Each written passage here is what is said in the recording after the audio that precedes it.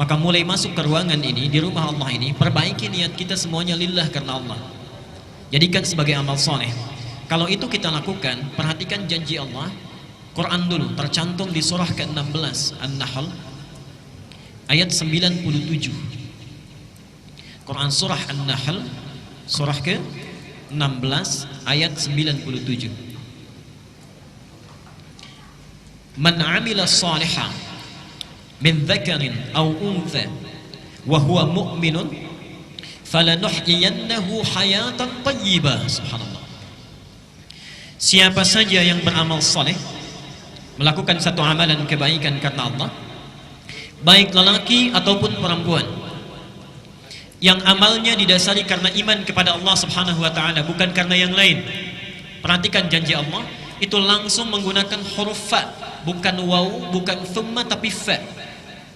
Perhatikan bedanya huruf ini dalam tafsiran bahasa Arab. Kalau menggunakan huruf waw, itu bisa jadi ada jeda yang sangat singkat. Jadi kalau saya katakan misalnya Ahmad yadhhab ila Jami' al-Ihsan wa Ali. Ahmad pergi ke Masjid Al-Ihsan dan Ali. Itu bisa jadi ada jeda. Ahmadnya pergi misalnya sekarang, Ali nyusul 5 menit kemudian. Ada yang kedua menggunakan thumma. Dhahaba Ahmad ila Jami' al-Ihsan thumma Ali. Ahmad pergi ke Masjid Al-Ihsan, kemudian Ali.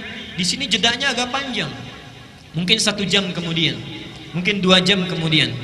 Tapi kalau kalimatnya menggunakan fa, artinya nyaris tak ada jeda. Dhahaba Ahmad ila Jami' al-Ihsan fa Ali. Ahmad pergi ke Masjid Al-Ihsan, lantas Ali. Jadi begitu Ahmad berangkat, Ali pun langsung berangkat. Subhanallah. Di ayat ini bukan waw, bukan thumma, tapi menggunakan fa langsung. Man 'amila shalihan min dzakarin aw untha wa huwa mu'minun falanuhyiyannahu hayatan thayyibah. Maka Allah akan jamin untuk memperbaiki keadaan hidupnya. Subhanallah. Allah akan perbaiki keadaan hidupnya, bukan hayah biasa tapi hayatan thayyibah, dijadikan lebih baik dalam pandangan Allah Subhanahu wa taala. Mohon maaf, barangkali tidak semua orang yang hadir saat ini itu berada hatinya dalam keadaan yang tentram. Mungkin ada yang sedang punya persoalan di pekerjaannya, ada yang sedang punya masalah di rumah tangganya, ada yang sedang punya persoalan di lingkungan kehidupan sosialnya. Allah berjanji dalam ayat ini, siapa yang beramal soleh diniatkan karena Allah, maka keadaan apapun yang sedang dia rasakan, Allah akan rubah menjadi lebih baik dalam pandangannya. Jadi antum begitu masuk ke ruangan di rumah Allah ini, subhanallah, perbaiki niat kita, lakukan karena Allah, dan sampaikan kepadanya, duhai Allah, saya hadir di rumahmu ini untuk mendekat kepadamu, jadikan sebagai amal soleh, lalu minta kepada Allah kebutuhan yang kita mohonkan untuk dijadikan lebih baik. Itulah sebabnya saya sering rewel menyampaikan, subhanallah, kalau kita berada taklim di masjid, itu adalah anugerah yang tak terkira nilainya. Perhatikan kalimatnya, tafsir dari ayat ini, bisa kita katakan demikian. Kalau antum masuk masjid, kalimat apa yang diucapkan? Baik. Lihat ya, masjid rumah siapa? Rumah Allah. Masuk rumah Allah Sang Khalik dengan masuk rumah kita, itu sudah lain aturannya. Masuk rumah kita, sebelum masuk kita ucapkan dulu Assalamualaikum. Tolong dicatat ini ya, hadisnya sahih. Seorang yang masuk ke satu ruangan kemudian tidak mengucapkan Assalamualaikum, maka syaitan jin berkata kepada teman-temannya, ada tempat bermalam bagi kita hari ini. Kalau kita mengatakan Assalamualaikum misalnya, walaupun tidak ada orang, dan jangan khawatir akan dijawab, nggak apa-apa. Assalamualaikum misalnya, kalau kita ucapkan Assalamualaikum, maka syaitan atau jin dia berkata kepada kawan-kawannya, tidak ada tempat bermalam bagi kita hari ini. Pun sama saat kita makan atau minum misalnya, tidak mengucapkan Bismillah karena Allah, maka jin akan berkata, syaitan akan berkata kepada kawannya, kita punya jatah makan atau minum. Tapi kalau kita bacakan Bismillah, sebut nama Allah, dia akan berkata, tidak ada jatah bagi kita hari ini, baik makan ataupun minuman. Rumah Allah beda cara masuknya. Antum rumah biasa, Assalamualaikum, masuk rumah Allah, kaki kanan yang dilangkahkan, dan kalimatnya lain, Allahumma ftahli abwaba rahmatik. Subhanallah. Tolong fokus ke sini ya. Ya Allah, barangkali antum selama ini cuma dibaca, tapi sebetulnya Allah sedang menunggu kita. Allahumma ya Allah, iftahli, bukakan kepadaku, bukakan untukku Abwaba, pintu-pintu, bukan hanya satu pintu. Ini bukan pintu fisik yang dimaksudkan. Abwaba rahmatik, pintu-pintu rahmatmu yang luas itu. Kalimat rahmat di Quran wujudnya ada 3.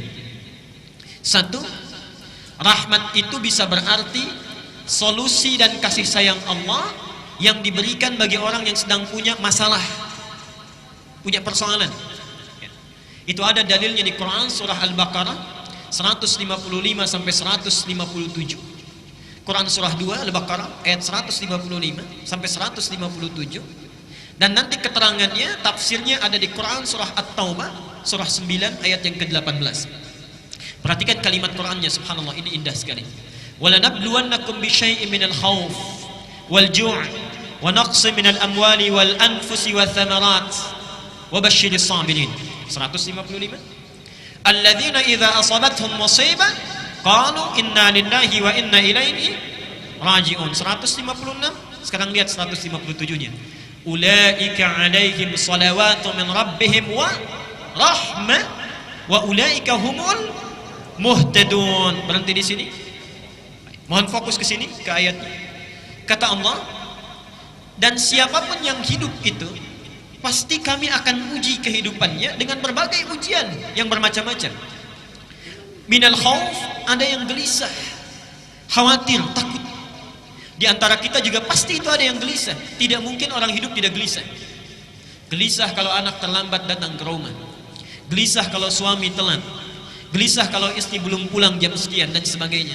Gelisah kalau pekerjaan kita belum menghasilkan seperti yang diharapkan. Wal ju', kekurangan makanan. Wa naqsin minal amwal, kekurangan harta. Wal anfus, ada yang sakit sampai dengan wafat. Wath thamarat, ada yang bekerja tapi hasilnya tidak sesuai harapan. Pasti kita akan alami itu. Seakan-akan, mohon maaf, manusia itu tidak akan luput dari masalah. Tidak ada orang hidup gak punya masalah. Kata Allah, wa basyiris sabirin, berikan kabar gembira kepada orang yang sabar saat dia menerima ujian itu. Siapa mereka? Alladzina idza asabathum musibah qalu inna lillahi wa inna.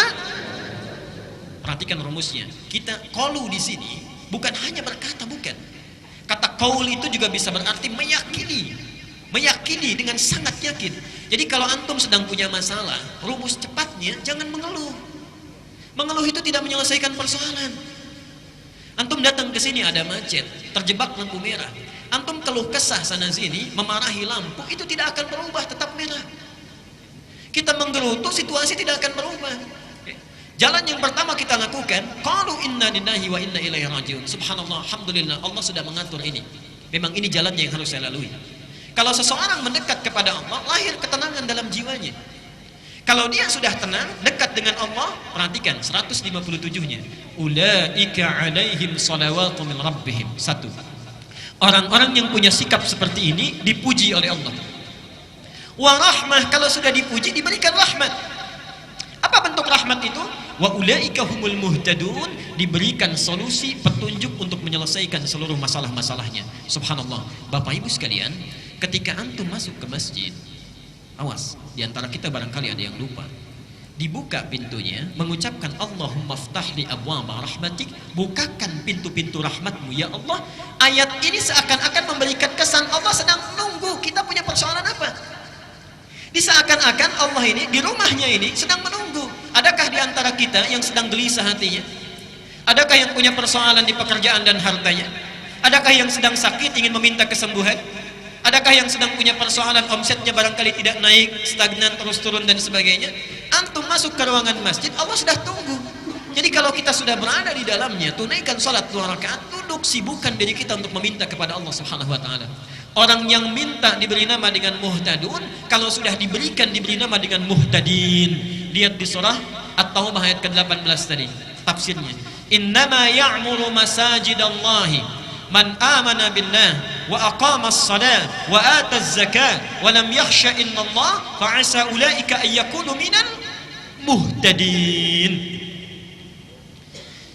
Yang memakmurkan masjid Allah itu kalangannya terbatas. Kalangannya terbatas, subhanallah. Itu hanya orang-orang yang yakin kepada Allah, menunaikan salat dengan konsisten, tunaikan zakatnya dengan baik, tidak pernah takut kecuali hanya pada Allah Subhanahu wa taala. Subhanallah, kata Allah, fa'asa ulaika ayyakunu minal muhtadin. Asa beda dengan la'alla. Kalau la'alla itu berjuang keras dulu baru dikasih. Karena itu ketika Allah menurunkan ayat tentang puasa di Ramadan, itu ujungnya ditutup dengan la'allakum. Terulang sebanyak 59 kali dalam Al-Quran. La'allakum itu artinya sesuatu baru diberikan kalau dia serius. Kalau serius. Karena itu jangan harap setiap orang yang puasa itu bisa takwa, belum tentu. Ketika la'allakum tattaqun menutup ayat Al-Baqarah 183, seakan-akan ada kesan yang bisa jadi takwa itu hanya orang yang serius puasanya. Yang tidak serius belum tentu dapat. Mungkin awal-awal puasa salatnya di saf terdepan, selesai puasa, maaf, masjidnya pun bisa tidak hafal. Mungkin bisa begitu. Hanya orang serius yang mendapatkannya. Tapi kalau antum bisa mendawamkan ke masjid, baru masuk saja, bahasanya bukan la'alla, asa. Asa itu kalau kita lakukan dengan yakin, Allah cepat kasih. Allah cepat kasih. Jadi mohon maaf ini ya, kalau antum sudah di masjid, ayo sibukkan dengan mendekat kepada Allah. Peluangnya ada, antum sedang dinanti ini. Jangan kita menyibukkan diri dengan mengobrol, membicarakan keburukan orang lain dan sebagainya. Sudah, duduk di masjid, sibukkan meminta kepada Allah. Saya berikan rahasia untuk para ikhwan di sini, para ayah khususnya. Para sahabat itu rata-rata, termasuk ulama dan salafus salih, kalau pulang dari pekerjaannya, Pak, itu mereka membiasakan mampir ke masjid, salat tahiyatul masjid di masjid, kemudian mereka mendekat, memanjatkan segala doa kepada Allah, menyerahkan hasil usahanya. Subhanallah, rata-rata mereka itu bisnisnya tidak pernah rugi, selalu untung. Tidak pernah rugi, selalu untung. Bayangkan masjid di masa itu belum ada karpetnya, alasnya masih tanah, atasnya pelepah kurma, kan? Mohon maaf, apa namanya, tembok-temboknya itu sekatnya pelepah kurma, atasnya daun-daun kurma. Kalau masjid yang terbatas saja mereka sudah bisa melakukan dengan baik, maka antum masjidnya yang hadir di samping tempat kita, tempatnya bagus, ada AC-nya, karpetnya baik, segalanya cukup, belum sempat menyentuh kita untuk mendekat kepada Allah, maka dengan cara apa lagi Allah mesti fasilitasi. Itu bagian yang pertama. Yang kedua, rahmat itu juga bisa berarti ampunan Allah bagi orang yang punya dosa tanpa batas, bagi orang yang punya dosa yang berlebih. Quran surah 39 ayat 53 Az-Zumar. Quran surah 39 ayat 53. Qul li'ibadiyalladzina asrafu ala anfusihim la taqnatu min rahmatillah.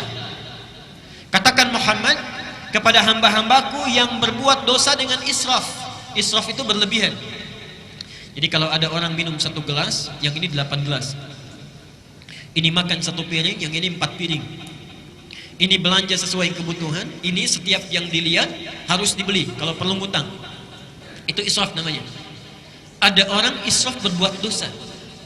Yang ini cuma gosip, yang ini bohong, yang ini mencuri, yang selanjutnya itu semuanya dilakukan. Gosip iya, bohong jalan, mencuri dilakukan. Terpikir dia untuk tobat, datang ke rumah Allah misalnya, dibuka pintu masjid, langkahkan kaki kanan, diucapkan Allahumma ftah li abwaba rahmatik. Berlaku ayat ini, la taqnatu min rahmatillah, jangan putus asa dari rahmat Allah. Ketika antum masuk ke sini, seakan-akan itu Allah sedang menunggu. Kalau bahasa bebasnya, Anda merasa punya salah apa? Punya dosa apa? Dan saya sangat punya keyakinan tidak ada di antara kita yang bebas dari dosa. Tidak ada. Bahkan kadang-kadang dalam ngaji pun kita masih ada dosanya. Karena itu ketika antum masuk, manfaatkan, minta mohon ampunan kepada Allah. Dan yang terakhir, rahmat itu juga bisa berarti karunia Allah yang berlimpah tanpa batas. Di dunia disebut dengan Rahman, di akhirat disebut dengan Rahim. Dan itu kita mintakan minimal 17 kali dalam sehari. Setelah Alhamdulillahirabbil alamin, apa yang kita baca? Ar-Rahmanir Rahim. Jadi mohon maaf, sunnahnya nanti dengan siapapun antum mengaji, kalau sudah masuk masjid, minta kepada Allah kemuliaan, Allah sedang menunggu, langsung sibukkan. Kalau kita tidak meminta kebaikan dari persoalan kita, minta diselesaikan. Yang kedua, minta ampunan dari dosa yang kita miliki. Dan yang ketiga, antum punya persoalan apapun dunia, mohonkan rahmat Allah Subhanahu wa taala. Semoga Allah memberikan kebaikan kepada kita dengan itu.